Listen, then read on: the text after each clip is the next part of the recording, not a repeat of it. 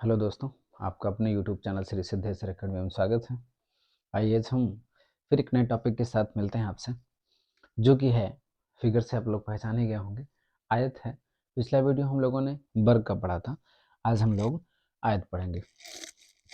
हाँ, एक जानकारी और कि कुछ कहते हैं ना कि सुबह मिल रही है, जैसे थोड़ी बहुत जानकारी निकल के आ रही है कि हो सकता है कि यूपी टेट हम लोगों को फरवरी में देखने को मिल जाए, इसलिए अपनी पढ़ाई में कहीं से कोई ढिलाई नहीं रखनी है। और ये भी जानते हैं कि यूपी टेट के बाद वैकेंसी भी हो सकता है कि टीचर की हमको मिल जाए, वो भी चुनाव के पहले, या संभावना पाई जा रही है कि जुलाई के पहले। तो इसलिए अपनी पढ़ाई में कहीं से ढिलाई नहीं बरतनी है, क्योंकि अगर पोस्ट आए तो उसमें अपना एक पद फिक्स रखना है। आइए अच्छा समझते हैं आयत क्या है। आयत सारे लोग जानते होंगे थोड़ी बहुत चीज़ें, बस इसकी प्रॉपर्टी हमको समझना है। क्या है आयत? आयत जानते हैं चतुर्भुज के अंतर्गत आता है, और चतुर्भुज में ये जानते हैं चार भुजाओं से घिरी हुई बंद आकृति को हम लोग चतुर्भुज कहते हैं। और उसमें आयत, आयत की डिफिनेशन, किसकी आमने सामने की भुजाएं बराबर और समांतर होती हैं वह आयत होता है, और जिसके चारों कोण समकोण हो तो आयत। आयत पढ़ते हैं इसकी इसकी हम लोग समझते हैं प्रॉपर्टी क्या क्या होंगी। सबसे पहला काम तो ये हम जानते हैं कि इसकी जो आमने सामने की भुजाएं होती हैं, आमने सामने मतलब जो सामने और एक दूसरे के सामने होंगे, आमने सामने की जो भुजा होती हैं, भुजा वह वह समांतर समांतर और बराबर होती हैं, और बराबर होती हैं। इसको मिटा दें, इसका कोई मतलब नहीं है, होती हैं। ये पहला पॉइंट है इसका, क्योंकि जानते हैं हम लोग कि किसी भी टीचर एग्जाम में बहुत हाई लेवल के सवाल नहीं बनते हैं, ये क्षेत्रफल से, आयतन से, किसी भी टॉपिक से। सिर्फ हमको वो समझता है कि इसकी जो, वो ये जानना चाहता है कि हमको उसकी प्रॉपर्टी कितनी पता है, क्योंकि उसी से क्वेश्चन बेसिक उठाते हैं वो। तो ज़रूरी है कि चीज़ें हम सब जान लें। ये जानते हैं आमने सामने की भुजा बराबर और समांतर हैं, जैसे कि यह इसके समांतर और बराबर है, और यह इसके बराबर और समांतर होगी। दूसरा पॉइंट कि आयत के आयत के प्रत्येक अंतःकोण, जो प्रत्येक अंतःकोण होंगे वह 90 अंश के होते हैं, 90 डिग्री के होते हैं। यह भी जानते हैं, जैसे ये जानते हैं 90 डिग्री, यह भी 90 डिग्री, यह भी 90 डिग्री, और यह भी 90 डिग्री। मतलब ओवरऑल मिला के कितना हो जाएगा? 360। 9 चौक 36 जानते हैं, नहीं तो आप लोग बहुभुज पढ़ेंगे ना, उसमें पॉलीगॉन निकालने के लिए आता है कि अंतःकोणों का योग क्या होता है, तो जानते होंगे ना, इस करके निकल आता है n-2 और ब्रैकेट में 180। देखिएगा, इसको 4 रखेंगे, सॉरी -2 करेंगे, कितना हो जाएगा? 180 अंश, और गुणा कराएंगे कितना? 18 दूना 36, 360। ऐसे भी देख लीजिए, 90 90 18, ये 18, और 18 दूना 36, तो 360 अंश। तो हम लोग तो बहुभुज पढ़े हैं। खैर, इसको देखते हैं। आयत का प्रत्येक कोण 90 अंश का होता है, ये मैंने यहाँ देखा। अगला पॉइंट ये है, इसके जो डायगोनल होते हैं, विकर्ण होते हैं, वह बराबर होते हैं। इसके जो डायगोनल होते हैं, ये इसके जो विकर्ण होंगे, यह हमेशा हमेशा एक दूसरे के बराबर होंगे। इसके विकर्ण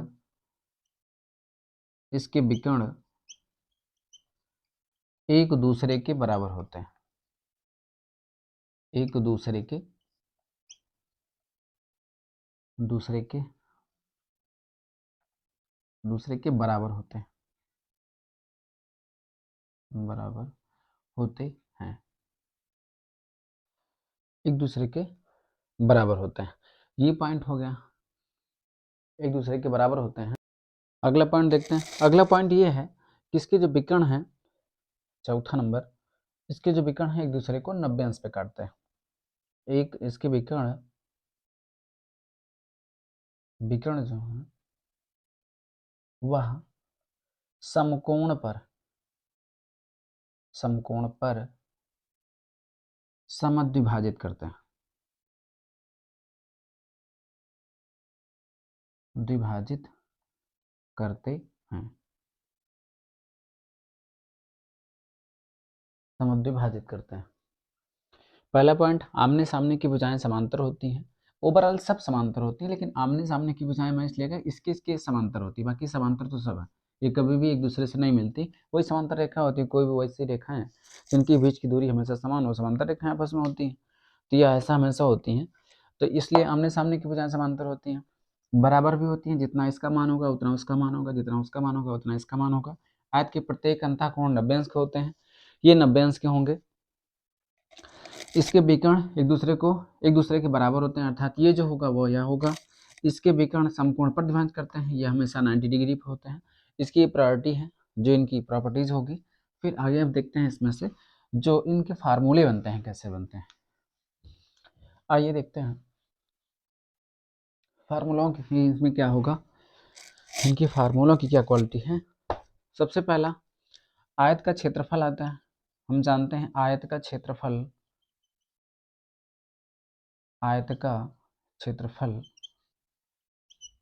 लिखने की मेरी थोड़ा प्रैक्टिस बहुत स्पीड में है, दरअसल हम पढ़ाते हैं ऐसे। इसमें देखिए आयत का क्षेत्रफल जो है वह कितना हो जाएगा, लंबाई और गुणे चौड़ाई।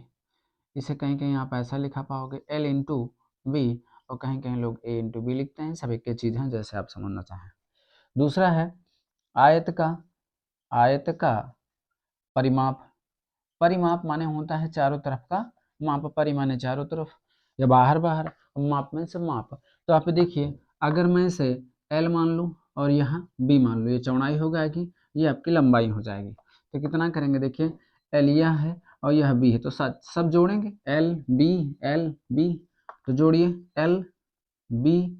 L और प्लस B, कितना हो जाएगा 2L प्लस 2B।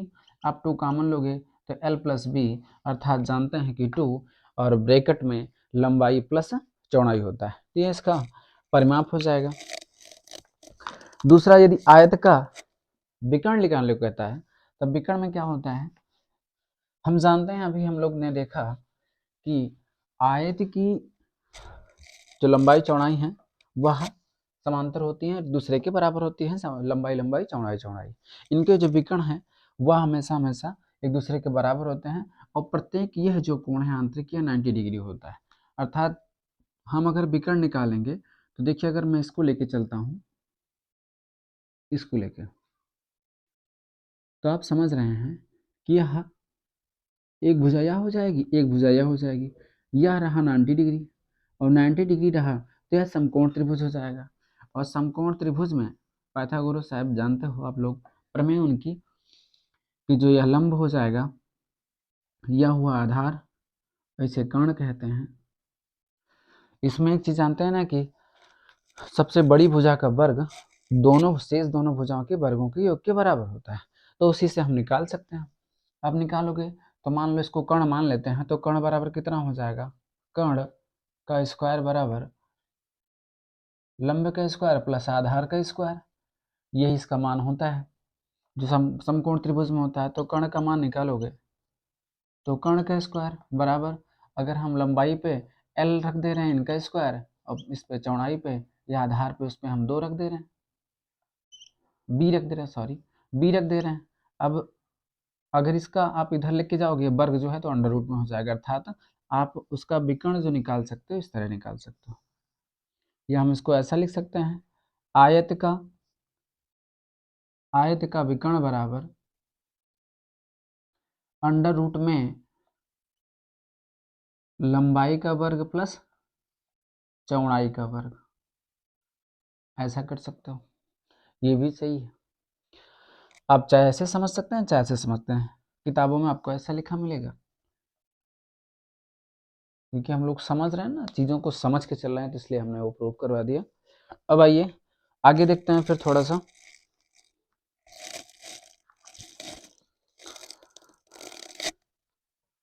अब इन पे हम सवाल करते हैं।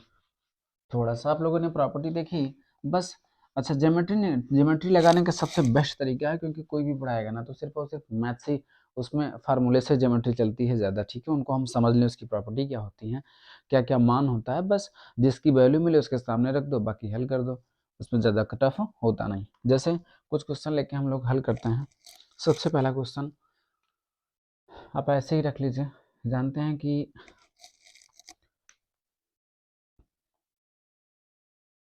आइए कुछ क्वेश्चन करते हैं इसमें।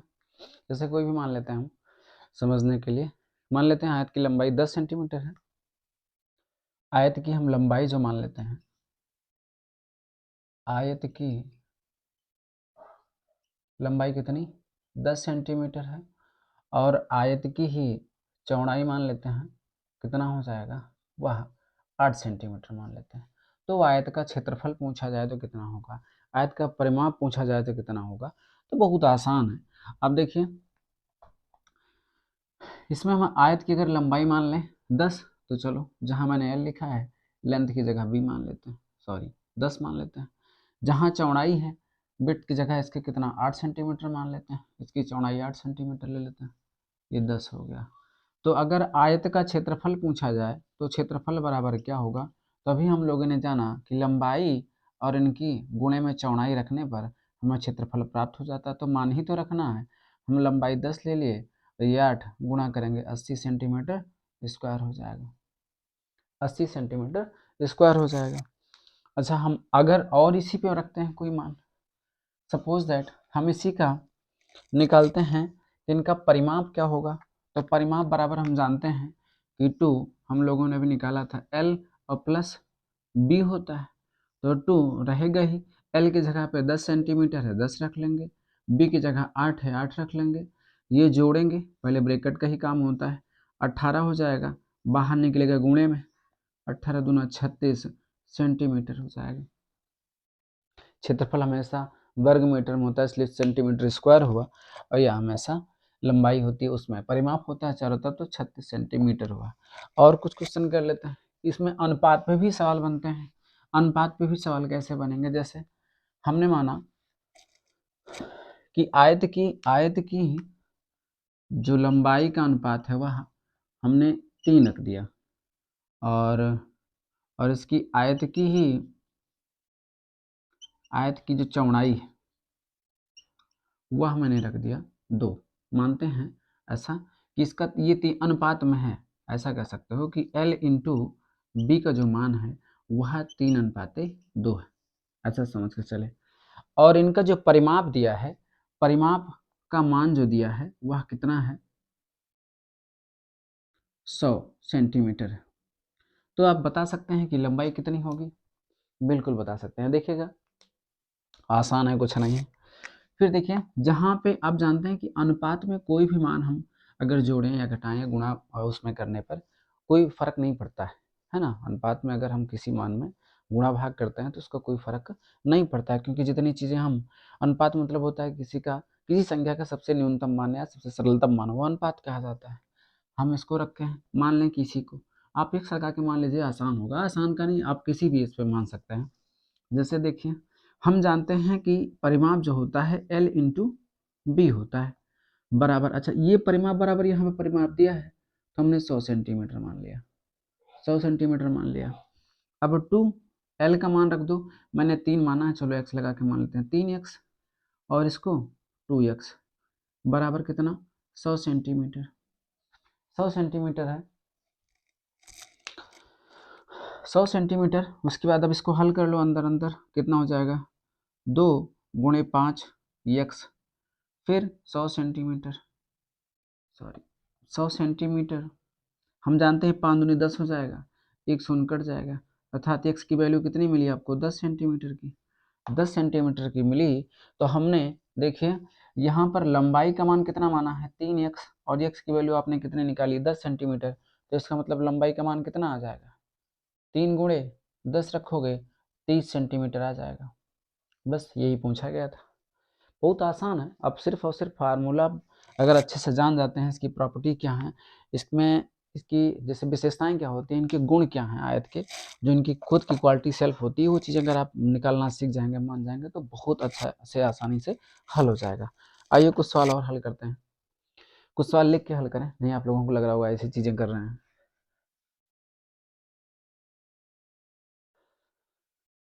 दरअसल लिखना भी क्या है, उसमें मान ही निकालता है, कोई भी क्वेश्चन लिखा जाएगा तो मान ही निकाला जाएगा, तो हम लोग मान ही रख ले रहे हैं। मान रख के आप हल कर सकते हो। जैसे हम कुछ और चीजें आपको बताते हैं इसमें से। देखिए कुछ क्वेश्चन लेके इस सवाल को देखते हैं जरा। देखिए, एक आयताकार कालीन का क्षेत्रफल जो है 120 वर्ग मीटर है, जबकि इसका परिमाप जो है 46 मीटर है।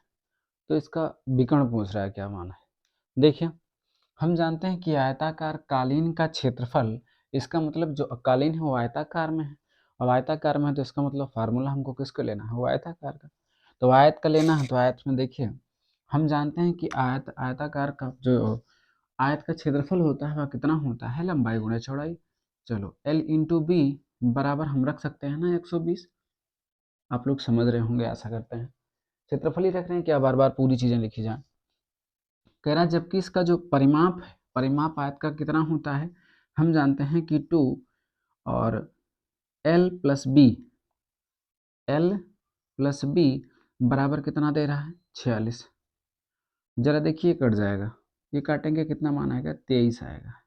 एक काम करते हैं, यहाँ पे देखिएगा, इससे एक चीज़ ये पता लग रहा है कि हम कोई ऐसा मान निकालें कि अगर गुणा करें दोनों का तो 120 आए, और अगर दोनों को जोड़ा जाए तो वह कितना आए, 23 आए। ये समीकरण से भी लगेगा, लेकिन अगर इस तरह आप लगाना चाहोगे तो बेस्ट है और जल्दी लग जाएगा।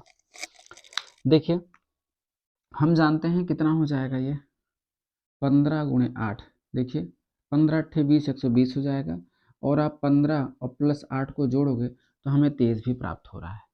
अच्छा 23 प्राप्त हो रहा है, तो इसका मतलब है कि बड़ा वाला मान लंबाई हो जाएगा और छोटा वाला मान चौड़ाई हो जाएगा। यह चौड़ाई हो जाएगा, तो आप देख लीजिए इसी आयत में, तो लंबाई हमको 15 मिल गई और चौड़ाई हमको 8 मिल गई। देखिएगा ये लंबाई 15 और ये 8 हो गई, और यह 8 हो गई। विकर्ण पूछ रहा है, विकर्ण पूछेगा तो हमें पता है कि वह इसी का मान पूछेगा। यह हम जानते हैं, आयत में भी हम लोगों ने पढ़ा कि विकर्ण के जो प्रत्येक अंतःकोण होते हैं 90 डिग्री के होते हैं। अगर अब देखिए त्रिभुज जो निकलेगा 90 अंश का मिलेगा, तो फिर आपको पाइथागोरस प्रमेय लगेगा, और पाइथागोरस प्रमेय लगेगा तो हम ये भी जानते हैं कि जो बड़ी भुजा होती है वह शेष दोनों भुजाओं के वर्गों के योग के बराबर होती है। तो हम जानते हैं इसके कितने बराबर होती है, इनके वर्गों के योग के बराबर, तो दोनों का वर्ग करके योग कर देते हैं। चलिए देखिए कितना हो जाएगा, अर्थात कर्ण का जो स्क्वायर बनेगा, कर्ण का मान आपका बनेगा वो अंडर रूट दोनों भुजाओं के वर्गों का योग। तो दोनों भुजा 15 का वर्ग आपका जानते हो कि 225 होता है, अब 8 का 64 होता है, 264 मुँह से निकल गया। वो कितना होता है आपको, 224, माफ़ी चाहते हैं, 225 प्लस 64 होता है। आप इसको ऐड करोगे कितना हो जाएगा, 5 4 9, 9 हो गया, 6 2 8, 8 हो गया, और यह 2। अच्छा 289 किसका वर्ग होता है, वो हम जानते हैं 17 का अंडर रूट होता है, इसलिए यह मान कितना हो जाएगा, 17 सेंटीमीटर। इसका मतलब है कि आपका विकर्ण जो मान मिला वो 17 सेंटीमीटर मिला।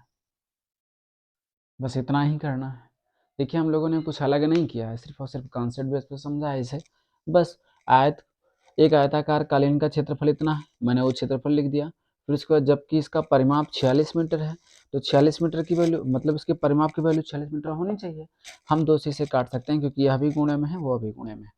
ये आप जानते हो पक्षांतर में चीज़ें कैसे पलट जाती हैं, ज़रा देख लीजिए।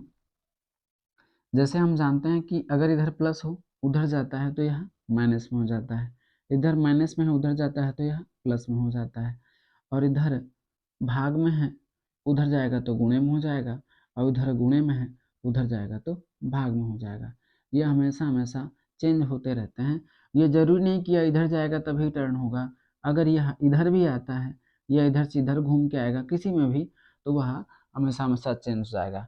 अगर उसका मान बनता है आपका किसका, भिन्न का, अगर भिन्न का पक्षांतर आप करोगे तो भिन्न का पक्षांतर में क्या होता है कि a बटे बी अगर मान होगा उधर जाता है तो b बटा ए हो जाता है। इसको विशेष कर ध्यान रखिए, क्योंकि हम जो मैथ पढ़ाएंगे या हम लोग जो मिलकर मैथ पढ़ेंगे वो पक्षांतर नहीं किया जाएगा। अब उसमें थोड़ा सा, क्योंकि वो टाइम बचाएगा। छोटी मोटी चीज़ें अगर आप पहले से जानते हो तो बेस्ट रहेगा जल्दी हल करने में। जैसे यहाँ से हम जानते हैं, देखो 2 यहाँ गुणे में है, अगर गुणा उधर जाएगा तो भाग में होगा, अर्थात 2 आके यहाँ लगेगा 46 के नीचे, फिर 2 से काटोगे 23 है। तो क्या मतलब है कि स्टेप बढ़ा के यहाँ लाए, हमने यहीं से काट दिया। तो ये बेस्ट है कि अगर ये चीज़ें हम अच्छे से समझ लें तो हमको आसान चीज़ें हो जाएंगी। आइए एक आध दो क्वेश्चन और करते हैं हम लोग, जिससे मेरे कॉन्सेप्ट जो है वो क्लियर हो जाए।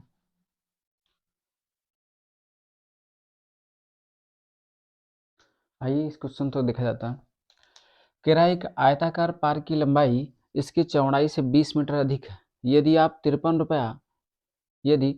53 रुपया प्रति मीटर की दर से पार्क की 4 दीवारी बनवाई जाती है, 4 दीवारी बनवाई जाती है, तो कराने का जो खर्च होता है वह 21,200 होता है। तो पार्क का क्षेत्रफल बताना है। देखिए फिर से समझ लीजिए क्या कह रहा है। एक आयताकार पार्क की लंबाई जिसकी चौड़ाई जो है वह पार्क की लंबाई इसकी चौड़ाई से 20 मीटर अधिक है। यदि 53 रुपया प्रति मीटर पार्क की तरफ चारों तरफ 4 दीवारी बनवाई जाती है तो उसका जो खर्च आता है वो 21,200 आता है। तो हमको पार्क का क्षेत्रफल बताना है। देखिए सबसे पहला काम, हम लोग जो इसका ये कॉन्सेप्ट दिए हैं इसको रख लेते हैं। इसने कहा है जो पार्क की लंबाई है वह चौड़ाई से 20 मीटर अधिक है। तो देखिए अगर चौड़ाई से अधिक है 20 मीटर कौन लंबाई, तो हम अगर x मीटर मान लें तो यह x प्लस 20 हो जाएगा, क्योंकि उसने कहा है कि जो पार्क की लंबाई है वह चौड़ाई से 20 मीटर अधिक है, तो मैंने अधिक कर दी। अब यह कह रहे हैं कि यदि 53 रुपया प्रति मीटर की दर से 4 दीवारी का जो खर्च किया गया है वो इतना आ रहा है। इसका मतलब है कि हम अगर उसके परिमाप में 4 दीवारी मतलब परिमाप होगा, बाहर बाहर बनवाई जाएगी तो परिमाप ही होगा, तो उसमें जो उसका मीटर आएगा उस 53 रुपये से गुणा कर दें तो यह मान आ जाना चाहिए, यही कह रहा है। तो चलिए फिर हल करते हैं। देखिएगा क्या कह रहे हैं, हम जानते हैं कि आयत का जो परिमाप होता है वह 2l प्लस बी गुणे में, और इसका परिमाप जो निकलेगा उसको करें 53 रुपया प्रति मीटर की, इसका मान लेते हैं कि ये परिमाप है। 53 रुपया प्रति मीटर से हम गुणा करें तो इसका जो मान निकल के आ रहा है वह कितना आ रहा है, 21,200 हो रहा है। चलिए जरा हल कर लेते हैं। 53, ये देखो वही बात अभी जो हम लोग के यहाँ देखे थे कि 95 होगा तो ये गुणे में उधर जाएगा भाग में, तो यहीं से काट देते हैं। कितना हो जाएगा 53 54, आप 4 बार ले जाओगे तो आ जाएगा 212। कितना हुआ 4 हुआ, 400 हुआ। यहाँ 2 भी गुणे में है, इसको भी यहीं खत्म कर देते हैं, अर्थात मान कितना आया 200 आया। हमारा मान एल और प्लस बी का मान कितना आया है 200, एल प्लस बी का मान 200 आया है। सॉरी जी, कोई बात नहीं, ठीक है। अब इसका हम मान रख देते हैं, किसका, एल एल हमने कितना माना इतना और बी माना इतना, जरा मान रख देते हैं। एल का मान रखोगे तो x प्लस 20 और प्लस x बराबर कितना होना चाहिए 200। जोड़ लेते हैं, जानते हो आपकी 2x हो जाएगा, ये प्लस 20 उधर जाएगा, पक्षांतर होगा तो 180 होगा, 2 घट जाएगा, यहीं काट देते हैं। x बराबर कितना मिल गया 90 मिल गया।